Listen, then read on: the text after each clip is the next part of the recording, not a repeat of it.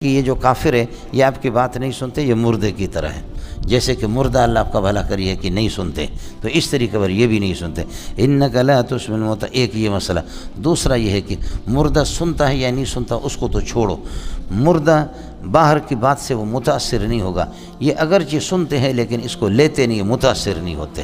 سمجھ رہی میں کہ اب مسئلہ رہ گیا کہ جی مردے سنتے ہیں یا نہیں سنتے ہیں، تو مسئلہ صاف سا ہے۔ حضرت اقدس نے عطا اللہ شاہ بخاری نے فرمایا زندے ہماری نہیں سنتے، مردے کہاں سے سنیں گے؟ سمجھ رہی میں کہ نہیں؟ سب سے بہترین فیصلہ عطا اللہ شاہ بخاری رحمۃ اللہ علیہ نے کیا ہے، اگرچہ یہ خطیب تھا اور یہ عالم نہیں تھا، مکوفلے تک حضرت نے پڑھا، عطا اللہ شاہ نے بڑا اچھا فیصلہ کیا۔ فرمایا کہ ایک گروپ ہے، ان کا ہر مردہ ہر بات کو ہر ٹائم پہ ہر ایک سے ہر جگہ سنتا ہے۔ ایک گروپ، ایک مذہب یہ ہے کہ ان کا ہر مردہ ہر بات کو ہر ٹائم پہ ہر ایک سے ہر جگہ پہ سنتا ہے۔ دوسرا گروپ یہ ہے کہ ان کا کوئی مردہ کوئی بات کسی ٹائم پہ کسی سے کبھی بھی نہیں سنتا۔ تیسرا یہ ہے ان کے بعض مردے بعض باتیں بعض مواقع میں وہ سنتے ہیں، اور بعض مردے بعض باتیں بعض جگہوں میں نہیں سنتے۔ جن کا ہر مردہ ہر بات کو ہر ٹائم پہ ہر جگہ پہ ہر ایک سے ہر وقت سنتا ہے، فرمایا یہ بریلوی ہے۔ جن کا کوئی مردہ کسی بات کو کسی ٹائم پہ کسی سے کسی جگہ پر کبھی بھی نہیں سنتا، یہ غیر مقلد ہے۔ اور جن کے کچھ مردے سنتے ہیں جب اللہ سناتا ہے ان کو، فرمایا وہ دیوبندی۔ آیا سمجھ میں؟ اس سے اچھا فیصلہ کوئی نہیں۔ سمجھ رہی میں کہ نہیں؟ فریقین کتابیں تو آپ کے مولوی تو بڑے بڑے لکھتے ہیں، لیکن جو اصل بات ہے نا وہ کبھی لکھیں گے نہیں، اور وہ اصل بات جو میں آپ کے سامنے پھینکوں گا تو تم مرو گے لیکن اس کا جواب لے کر کے نہیں آؤ گا۔ سمجھے؟ یہ جو آپ کو بھڑکانے والے لوگ ہیں، یہ ان کو میں ناسمجھ سمجھتا ہوں، یہ سب کو بیوقوف۔ سمجھ رہی میں کہ جو اصل بات ہے، جیسے کہ میں نے حیات انبیاء میں آپ سے عرض کیا تھا، سمجھ رہی میں کہ نہیں، کہ وہ کیسے اسی طرح سما موتا میں کیا فریقین کا جھگڑا ہے کہ مردہ سنتا ہے تحت الاسباب یا ما فوق الاسباب، اس کو طے کریں۔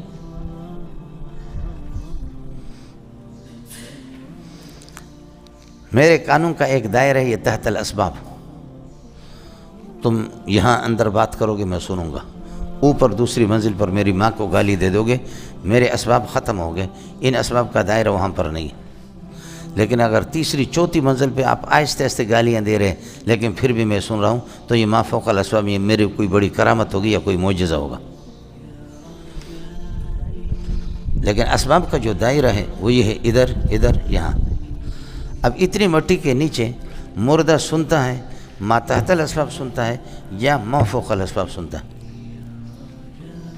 اس پر مریں گے۔ اگر آپ کے کسی بزرگ نے لکھا ہے ہاتھ کھڑا کرو، تم بھی تو مدرس ہو نا، تم لوگوں میں مدرس بھی محتمم بھی ہے، جو اصل بات ہے یہ کبھی بھی نہیں لکھے۔ السلام علیکم ورحمۃ اللہ وبرکاتہ۔ محترم سامعین، مولانا منظور مینگل صاحب نے سماع موتا یعنی مردوں کا سننا، آیا یہ اس کے بارے میں جو حکم ہے اور جو نظریہ رکھنا چاہیے تو وہ کون سا رکھنا چاہیے کہ سماع موتا ثابت ہے یا نہیں، مردے سنتے ہیں یا نہیں، یہ ایک مشہور اور معروف مسئلہ ہے جو کہ کئی علماء اور ہر مکتبہ فکر کے نزدیک الگ الگ نظریہ ہے۔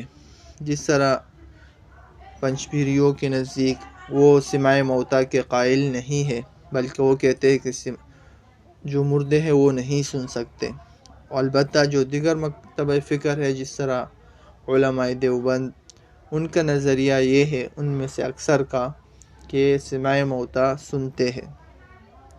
لیکن اصل مسئلہ یہ نہیں ہے کہ مردے سنتے ہیں یا نہیں، یہ تو جائز اور جواز اور عدم جواز کا مسئلہ ہے، اور کوئی اس کا تعلق نظریہ عقیدہ سے نہیں۔ اس کے ضمن میں ایک مسئلہ آتا ہے حیات النبی کا، حیات الانبیاء کا، تو اس کے بارے میں علماء دیوبند یہ ہے کہ تمام کے تمام انبیاء کرام وہ اپنی قبر میں حیات ہے اس طرح جیسے کہ دنیا میں وہ زندہ تھے، اور دوسری طرف مماتی پنچ پیری وغیرہ وہ احباب کہتے ہیں کہ یہ جو حیات الانبیاء ہے یہ دنیاوی حیات، دنیاوی زندگی کی طرح نہیں، بلکہ یہ برزخی زندگی ان کو حاصل ہے، حیات اخروی یا برزخی اس کو کہا جا سکتا ہے۔